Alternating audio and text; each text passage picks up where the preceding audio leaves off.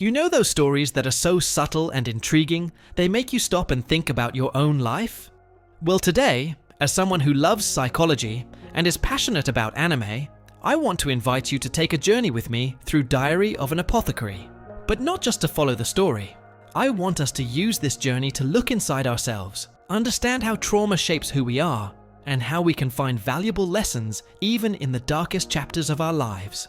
If you stick with me until the end of this video, you'll discover something powerful. The past may have hurt you, but it doesn't have to define who you'll be from now on.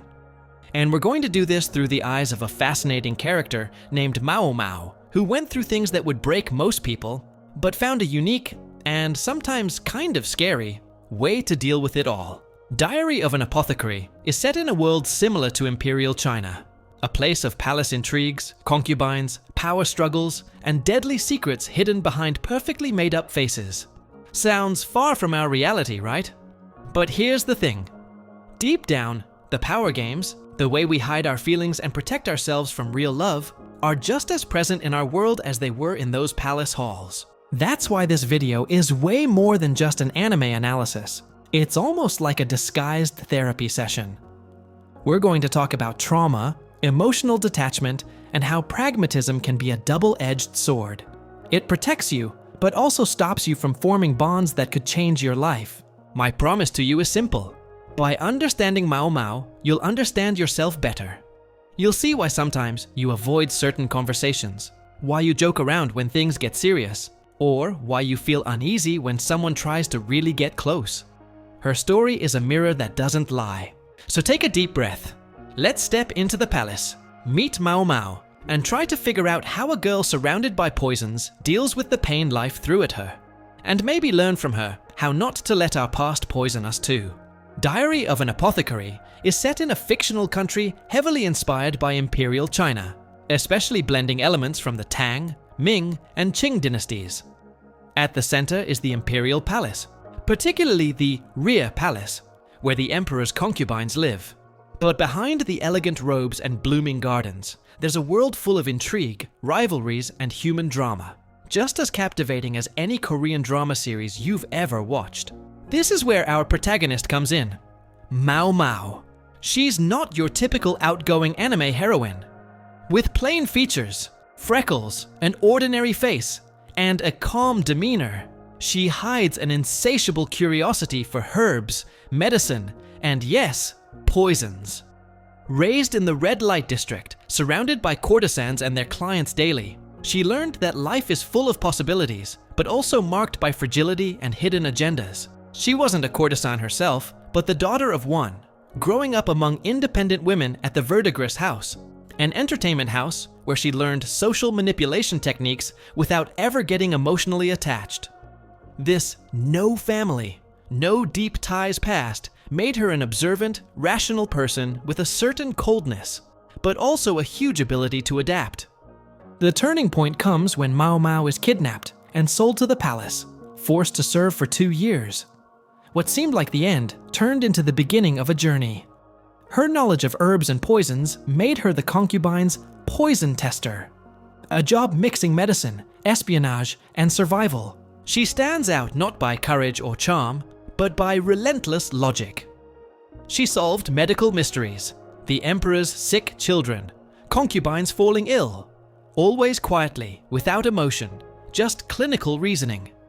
Every case she cracked opened doors to more palace intrigues and brought her closer to Jinshi, the influential eunuch who saw something in Maomao beyond just a simple servant. All this strengthens our connection to her.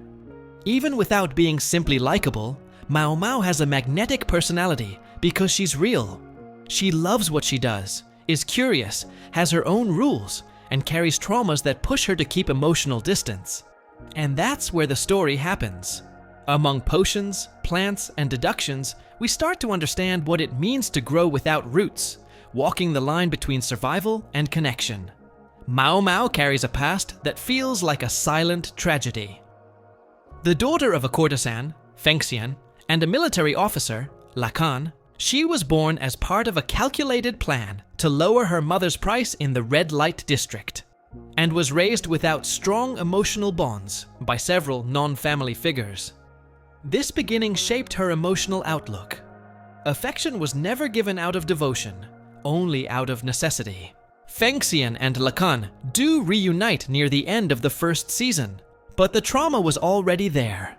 Maomao holds resentment for his absence and deeply feels how much her mother suffered, sick and marginalized. It's not about blame, but a weight on her heart she prefers to keep at arm's length.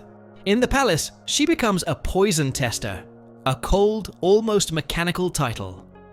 But this role gives her purpose, a space where her logic and knowledge can thrive. Still, she keeps people at a distance. She doesn't share feelings or seek friendship. Her connections are transactional. You give me respect, I give you results. Her emotional distance works as a shield. Behind her ironic behavior and jokes, she avoids intimacy. It's the safest way she knows to relate.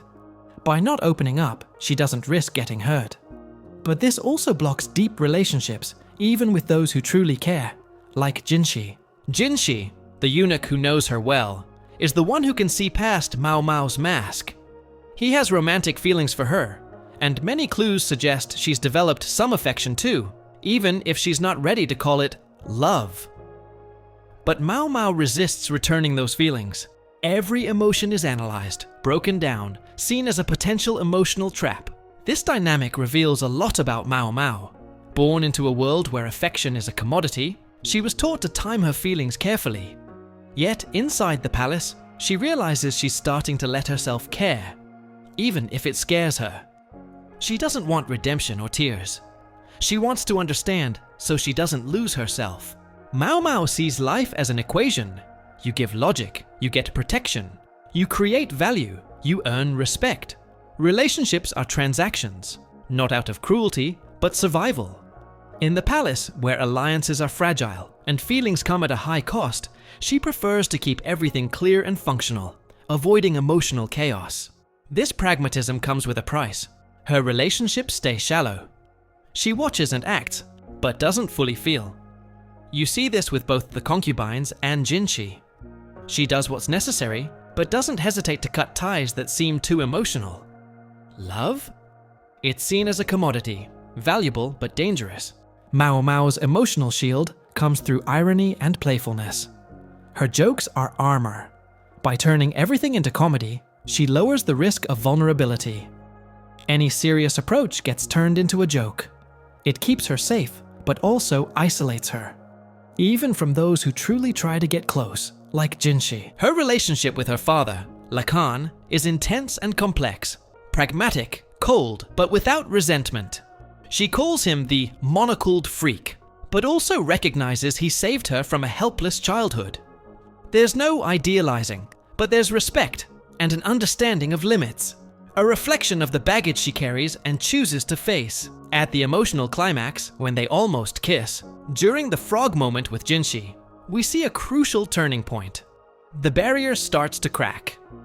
She realizes denying the connection is pointless, but at the same time, she fears what getting close could mean: exposure, political risks, losing control, her source of strength. The big lesson from this anime is this: past and pragmatism shape you, but don't define your future. Maomao shows that protection isn't weakness, but accepting risks is part of growing. Her journey doesn't end in isolation. She's just waking up to the possibility of letting herself feel. And if she's a mirror, you can give yourself that chance too. Trauma and pragmatism serve a purpose. They protect us from unnecessary pain. But they also limit experiences, connections, and love. What Maomao faces, and starts to question, is: how much is it worth living safely if it means living in emptiness? And you, are you willing to keep your fortress, or let your heart take a risk?